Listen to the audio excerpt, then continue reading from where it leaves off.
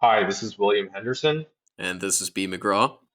and this is the Unjerked Podcast. So we are semi-affiliated with B. McGraw's website, Which is the Journal of Astrological Big Data Ecology, or JABD.com. and we basically look at common topics discussed on Reddit and Twitter, and look at it from a more informed perspective. So this episode, we're going to talk about trade policy and industry. So this is part one of our episode. Okay, so trade is a topic which 15 years ago would have probably been considered wonky and uninteresting, but it's actually something that people care about a lot these days. Yeah. And it's often scapegoated, um, but it's also a very important topic, and it's a little nuanced, but I think there's a lot to talk about. So before we get started, after I started researching this episode, I actually read a book called Good Economics and Bad Economics by a bunch of economists whose names I don't remember. Um, but it was a very good book, and a lot of it talked about basically trade policy and immigration and who got left behind and how do we deal with this situation. Basically, this is almost the story of our times, this sort of populist uprising, and a lot of it is driven by resentment about trade and about globalization, etc. So I'm going to start out with that endorsement of that book. But kind of going further into the topic, so what exactly is free trade? Free trade is often tied to neoliberalism, and neoliberalism is basically mostly an economic theory that basically, you know, I think is basically like a low regulation, um, free market perspective on the economy. Like, hey, let's remove trade barriers, let's remove barriers to movement of capital, barriers to movement of labor.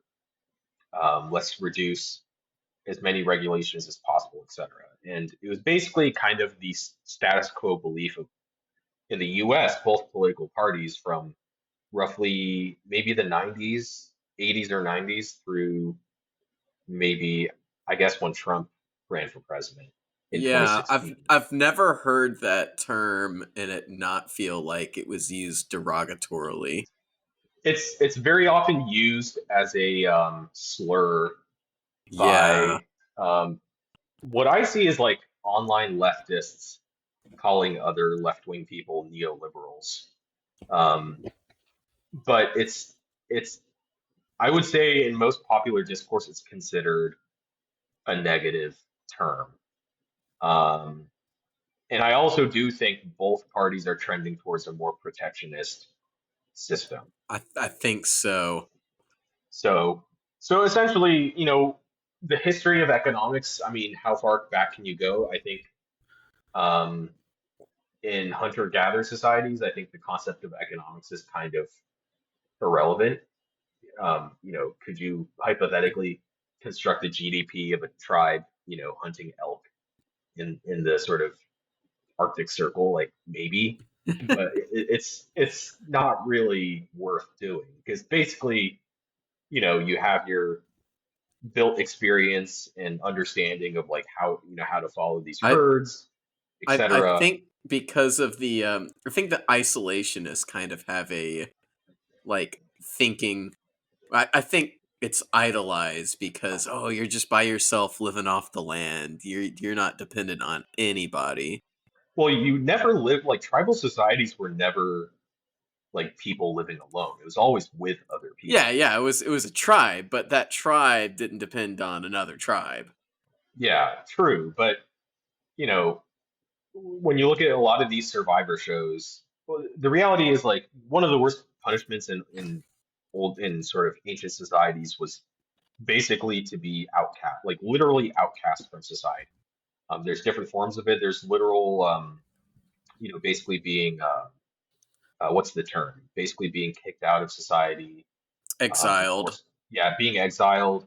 Yeah. Another is to be labeled an outlaw, which means the law doesn't apply to you, so people can kill you without getting prosecuted, etc. But being completely alone, is very, very difficult. Yeah. Kind of, Great so show. anyways, like economics was like not really a thing.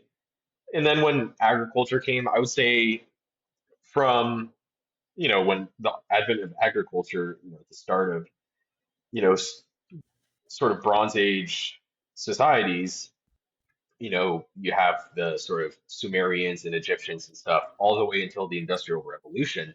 Agriculture was the predominant aspect of Yep. economics, essentially. Economics as a field wasn't really consolidated until, Adam Smith, obviously, he actually wrote The Wealth of Nations in 1776, the same year the U.S. declared independence, although he was Scottish, he had no relation to the U.S. But, um, until then, obviously there was a certain level of understanding of certain areas of economics, but I don't think it was really a consolidated field that was fully understood. And one example of this is, I believe the Roman Empire never really had a budget that they kept. They basically had money come in and they would just kind of like spend it on, bread Yeah. and circuses and projects. But I don't think, and even when you kind of narrow down to like microeconomics and like basic, accounting practices, like our current method of accounting didn't really exist, I think, until like one of the Italian city states, like the Venetians or some other group, developed it in a sort of early Hmm. modern era.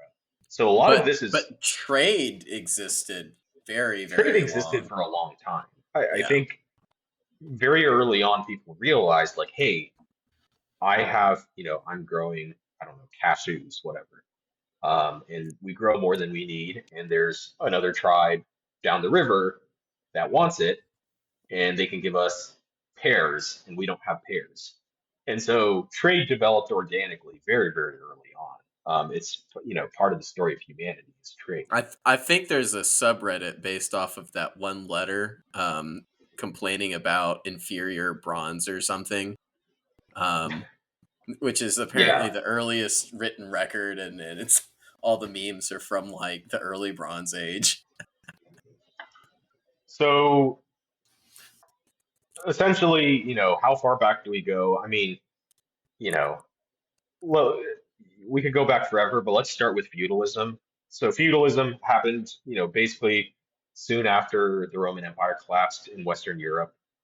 So a lot of the sort of urban um, city life kind of dropped in prominence. In the Roman era, a lot of social status came from being involved in politics in the sort of metropolis in Rome and other big cities. And that kind of went away as people fled the cities. Um, and essentially, you had these landowners who lived in the countryside who became the new centers of power. And so feudalism is basically a landlord society. So the Oh, lords, I might I might know something more than you here. go ahead. I always pin the start of feudalism, um, to Diocletian, because Rome was having so much trouble getting people to stay in their positions and keep their jobs that he actually instituted a lot of um, formalized feudal rules around peasants not leaving like their jobs or where they lived, and like tying people Hmm, to the land. interesting. And it was from basically like the old school ancient slave based economies not working anymore.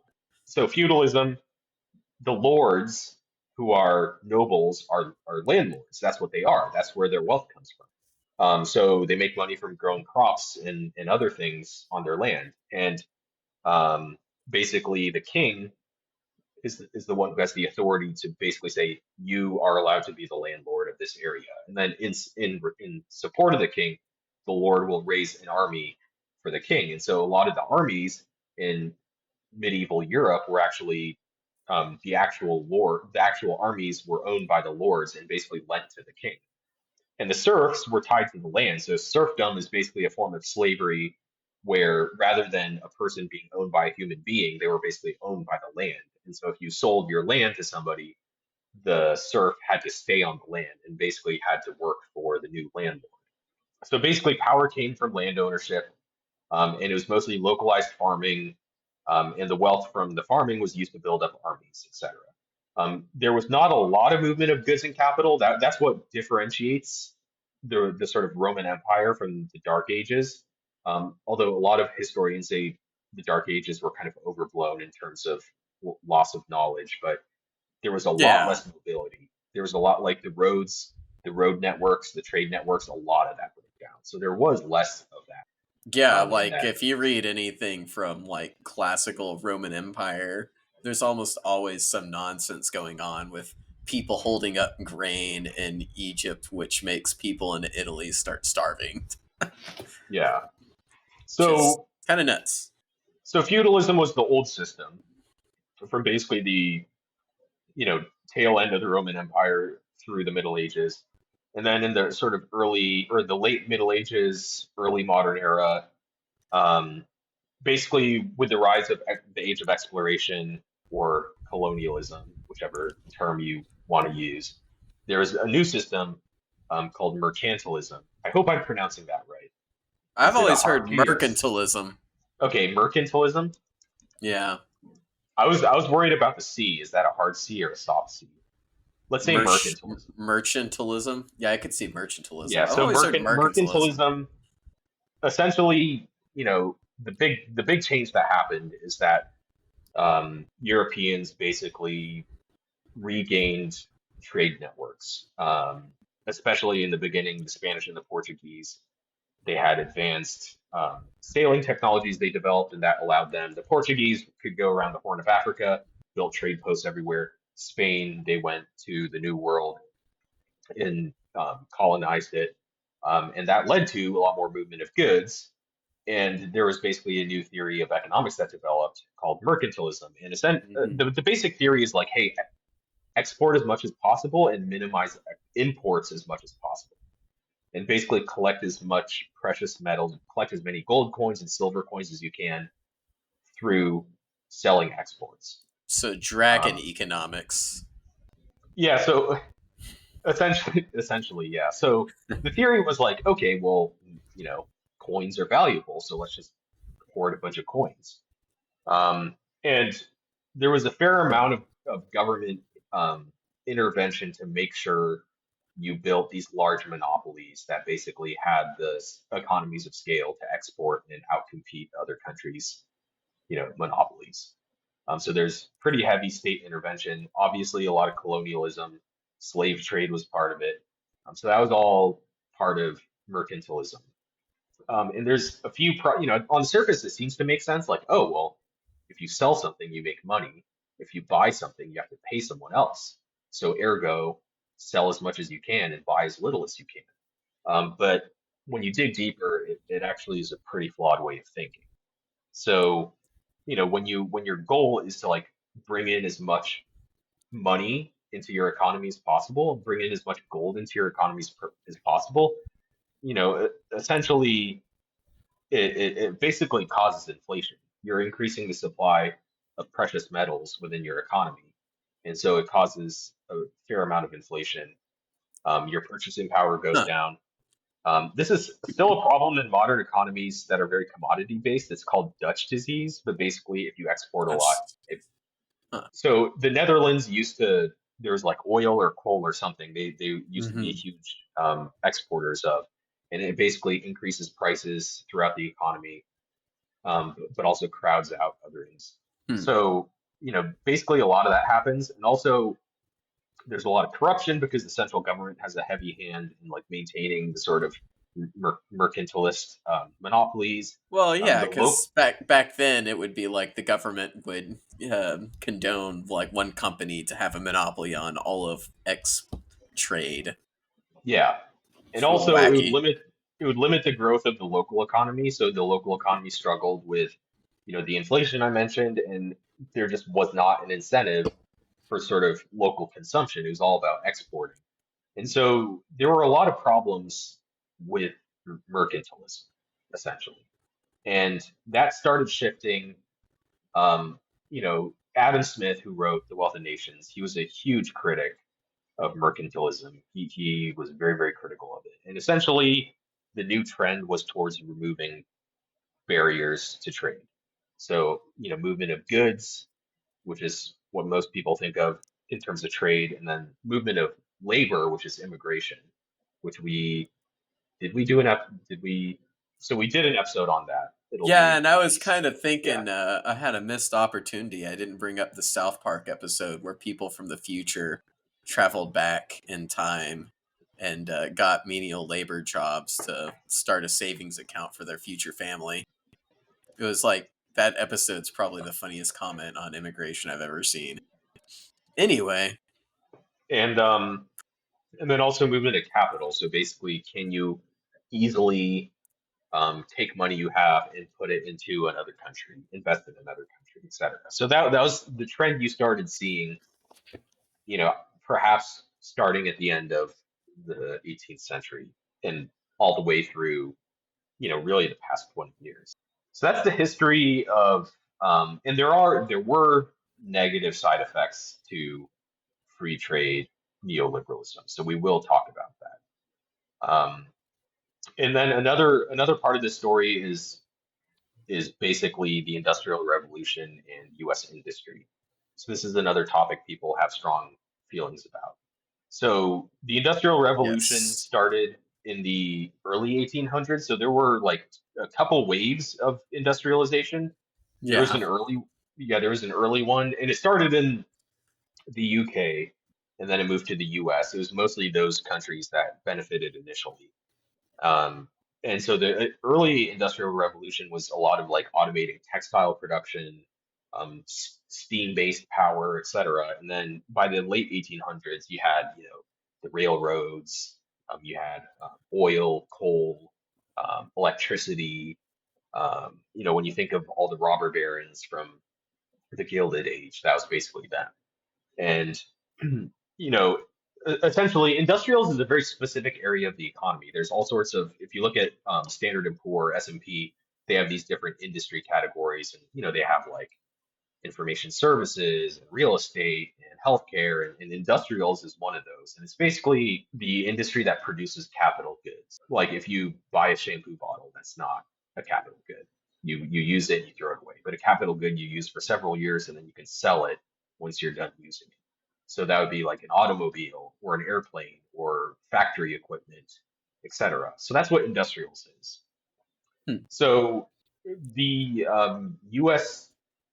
Industrials industry, it basically developed in the Eastern Midwest and the Northeast. So I wrote the reasons why in the notes. I don't know if you read that, but can Oh, you take yeah, a I guess? saw. I mean, it makes Yeah. sense because that's where we already had cities and then also all the waterways and transportation networks. Yeah. So the Mississippi watershed is massive, Oh, it's and huge. yeah, it's huge. And it covers most of the U.S. And the Great Lakes are also a great way to get from the Atlantic all the way to, the Mississippi watershed. And there was a This is canal why built. Mississippi is so wealthy right now, and Memphis and New Orleans are just metropolises. Well, so Chicago, so there was a canal. I believe there's a canal built in the Chicago area to connect the Mississippi watershed to the Great Lakes, which is Correct. one reason why Chicago is such a big city is because of the connection of those waterways. And then also, you see, There's another canal that connects the Great Lakes system to the Atlantic directly. What's it? The Erie Canal? Reckon that. well, there, so not so the Atlantic already connects to the Great Lakes through the was it this which river was it? No, Um, they had to build a canal for that, I think. no, well, through Canada it connects to the Atlantic, but there's the Erie Canal was also built, which was in That's it. upstate New York. Um, but basically, when you look at the other big cities in the Great Lakes, like Detroit is at the intersection of is where the Erie, Lake Erie and Lake Huron connect. Buffalo is where Lake Erie and Lake Ontario connect, and there's Toronto, Rochester, those cities are also in that area. I should screen share the notes. Let me. I have it up. Oh, okay, you have them up. Okay. Yeah. So, there is a large, uh, from a logistical perspective, it's a great place to do industry. It's also close to population centers. a lot of the initial oil fields and coal fields. So there's a lot of oil found in western Pennsylvania back in the day. Also, Appalachia, which is not part of the Rust Belt, but it's next to the Rust Belt. Appalachia is where all the coal was found. And so, and also there's a lot of people, a lot of people lived in the Midwest. And so there's a large pool of labor. So it's a very logical place. Nobody planned it out. It just happened. That was where everything worked out. If you look at the Mountain West, they had a lot of, the Mountain West has a lot of minerals and um, other materials to mine, but in terms of transportation networks, it's a lot tougher to get things from here to there in the Mountain West. It's much farther from the population centers, et cetera. That's why the Mountain West didn't develop, Ford and Why were GM. why were there so many people in the Midwest at that time? Well, population is related to water and food. So if there's a Oh, lot of and water, everyone just started farming in the Great Plains yes, if you at have a that lot of point. water and you have farmable land, if you have arable land, that's where when you look at Yeah, China and India, they just have massive amounts of arable land. Where places where you can grow food is where people reproduce yeah. and live. The Midwest That's why does have the a lot of it. That's right. Well, that's why the Mountain West is so sparsely populated to this day. It's like there's very little water, there's very little arable land, and so you just can't sustain populations without those things. Yeah, I Um, always forget about that. I had this one friend that was always trying to get me to invest in the Ohio River Valley or something. Apparently, that's going to kick off. Wait, what? Nah, I'm just joking. Really? Oh, No. okay. I think George Washington was just like, this Ohio River Valley is really going to kick off. So, deindustrialization eventually happened, and I think a lot of people in popular discourse really kind of don't get the timeline right. So I feel like a lot of people are like, oh, when NAFTA hit in the 1990s, all the jobs left or whatever. But like deindustrialization happened a long time ago. Like it started in the 1950s. So in the 1950s, initially in the Northeast, a lot of those jobs started going away, and then it eventually spread to, the sort of rest of the Rust Belt, sort of Eastern Midwest. Famously, a lot of automobile manufacturing Japan kind of grew stronger in that area, and a lot of those jobs went away in the 1970s. But that's a long time ago. Like even the 1970s is 50 years ago now. Yeah, that's a So while ago. people who worked at the peak of that industry, like let's say they were like in their early 20s at the peak of the industry, like those people are in their 70s. So most working people in the country grew up in a post-industrial society. Um, and you saw a similar drop off in coal mining jobs in Appalachia. Um, and a lot of that was, both in Appalachia with the coal as well as in the Rust Belt with, industry. It was a mix of things. It was mostly automation, and offshoring. So with Mm. automation, they just didn't need, the level of production was still high, but they could do it with much fewer people, which led to layoffs. And then when it came to offshoring, I think in certain, particularly in more labor-intensive industries, it's much more economical to have factory workers in places like China build things. And so really, and immigration really wasn't a part of it. I think sometimes you hear people in this part, people say, "Oh, well, we lost our jobs because of immigrants." But like, is there like a secret car factory like deep in the mountains somewhere with a bunch of like people from Honduras building like, you know, like Ford 150s? Like, that Immigrants are stealing all the jobs people don't want. well, like the deindustrialization is not really related to immigration. It just isn't. No, I wouldn't think so either. So, and then particularly with Appalachia, cheaper rail transport meant a lot of coal mines in the West, in the Mountain West, in the Colorado, those areas became much more cost competitive. Also, natural gas became a more prominent thing and became more competitive. So those were, and then also a lot of the sort of what happens in sort of mining industries is that people first mine the low hanging fruit. So if something's very close to the ground, it's very easy to mine. That gets mined first, and then it gets harder and harder, and then perhaps you can find technological innovations, like for example, what's it called? Shale and fracking and stuff like that. That was a technological innovation that allowed for, you know, pulling, gas and oil, et cetera, out of places that previously were not economical. But that's part of it too, and a lot of the low-hanging fruit has already been mined. And so that a lot of that is why, Appalachia really lost a lot of its coal mining jobs. Yeah. And But most of the coal mining's all automated now anyway. yeah, so the sort of economic malaise that hit the Rust Belt is a real thing.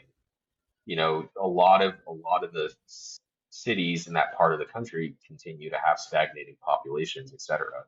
So, it's a real thing. Um, so in terms of the politics of the different parties, so this is very interesting. I actually didn't understand this fully until I did Yeah, I research. was looking at these notes right before this. I'm like, I didn't know any of this. Kind of makes sense. So, so when you look at it's interesting because like anti-free trade is considered a populist movement now, but back during the revolutionary years, free trade was considered a populist movement. And Hmm. part of a lot of the anger was about tariffs that were set up that made it harder for people in the colonies to sell their goods abroad. And a lot of people were angry at the British for imposing those tariffs. Hmm. Interestingly enough, now people want to bring back tariffs. But Does in that make the us the colonists now? perhaps, so Does neo-colonialism go with neoliberalism? I don't like the term neocolonial. I don't know why. Neocolonialism just sounds very academic. Yeah, I know. Um, but essentially, the sort of predecessor. So the modern Democratic Party was started by Andrew Jackson, but it was the successor to the Democratic Republicans, who were basically Thomas Jefferson's party.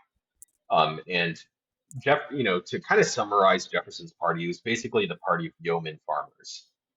Basically, Jefferson thought that like small, independent land or uh, landowning farmers was basically the basis for like a strong society or whatever. And the farmers, especially Southern farmers, were actually very pro free trade because a lot of their products were basically available for export, and they had a competitive advantage in certain types of commodities, and so they wanted to export those commodities. And Hmm. interestingly, um, the Republican Party, which was formed in the 1850s, was anti-free trade and supported tariffs, um, which means that the modern sort of anti-free trade bent in the Republican Party is actually a return to its roots in many ways. But that was mostly to kind of support the interest of Northeastern and Midwestern industrialists. So in industry, um, I think labor, so industry has traditionally been, well, part of it is like this is, unfortunate history, but Southern farmers, they had free labor. They had Yeah. slaves. So labor competition was not a thing. So They economically speaking, back then, we were basically the place where all the sweatshops were. Yeah, so southern southern farmers had a cost advantage. But when it came to industry, industry always, historically was labor intensive and involved a little more skill in terms of, Mhm. working certain, basically working industrial, basically being an industrial worker involved more skill. You had to have apprenticeships and stuff like that. And so there was less of a cost advantage in being an industrialist in the US. And so there was a stronger pressure to be pro tariff Mm. in the industrials world. And the Republican Party was basically an alliance of anti slavery people as well as sort of northern industrialists. And that's basically where why that happened. And the big switch that happened is in the 1980s, basically under Ronald Reagan. the Republican Party became very strongly pro free trade. Um, and there's, essentially the reason behind this, I think it was mostly kind of like an anti-government perspective. Basically, tariffs are a type of tax and they're a type of government restriction on economic activity. So I think that's kind of where it came from. Hmm. But that really, and like even in the 1970s, the Republican Party was like not super neoliberal. Like Richard Nixon famously tried to implement price controls in the 70s when there was a lot of inflation, and price controls for the most part don't really work. There's a lot of, Yeah. reasoning behind that, but like the Republican Party did not become fully pro free trade Hmm. until the 80s. And so in the 80s is kind of when you saw this Huh. neoliberal consensus emerge. Hmm. That's so wild that it stayed the same across both parties that long. That's like Yeah, 150 years. yeah.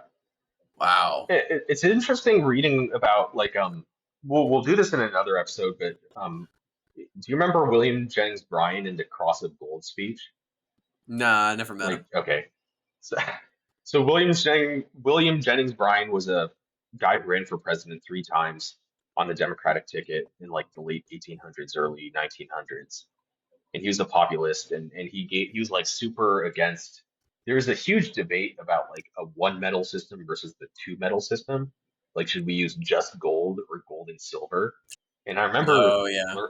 yeah, I remember learning about this in high school, and I was like, why does this That's matter? Like, who? such a big deal. Yeah, Well, it it was would have like, been a who big deal back cares? then because we were still on the gold system. Well, yeah, and I Very realized limiting. like that was basically a debate about monetary policy. It was basically a debate on, do we want loose monetary policy or restrictive monetary policy? So gold is restrictive, gold and silver is more loose because there's more supply of metals. These days, monetary policy has basically been sequestered away from politics to an extent with the Federal Reserve. Um, anyways, that was kind of an aside. But I think in 2016 under the Trump era, there was a strong return to protectionism, which is actually a return to historical Republican thinking on economics, Hmm. interestingly enough. But Um, pre-Reagan, it was more, I yeah. feel like the old Republican focus was on industrial capitalists, like the owners of capital, of like industry, whereas I think a lot of the recent protectionism is more appealing to the working class in the sort of industrial Hmm. societies or industrial places. Yeah, I agree with that. But the So it thing is about different. but the thing about trade is like there's winners regardless of what policy you enact, there's winners and losers. So, for example, um, you back in the day, basically agriculture was pro free trade and industry was anti free trade in the US at least.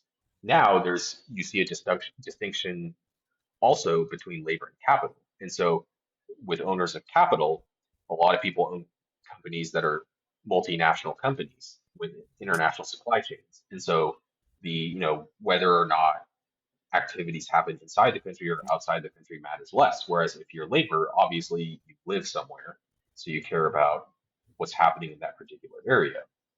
Also, in the old days, the Democratic coalition used to be between Southern agriculturalists and Northern industrial workers. So the former was, you supported free trade, and that's why they supported the Democratic Party. And the Democratic Party pre 1960s was actually, or Southern Democrats were surprisingly pro sort of like New Deal.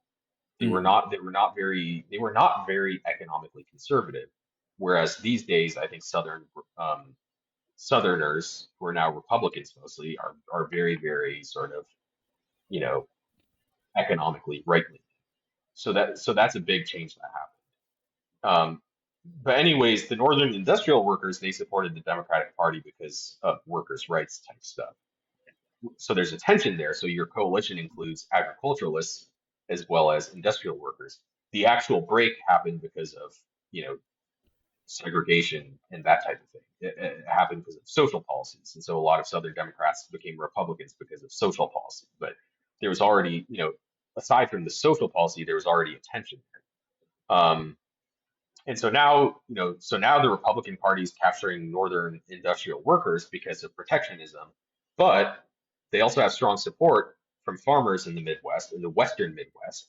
And farmers benefit, so there's farmers in the South, there's also farmers in the Midwest. Farmers benefit from free trade. And so there's tension there too. So is this a coalition that can continue to hold? Like, we really don't know. Hmm. So when it comes to,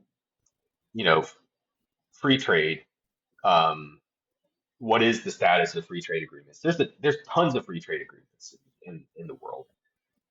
According to the World Economic Forum, the biggest ones are, there's one called RCEP, which is an Asia Pacific trade bloc, Regional Comprehensive Economic Partnership. So that's $25.8 trillion. I don't know what the actual, oh, that's the total GDP of members.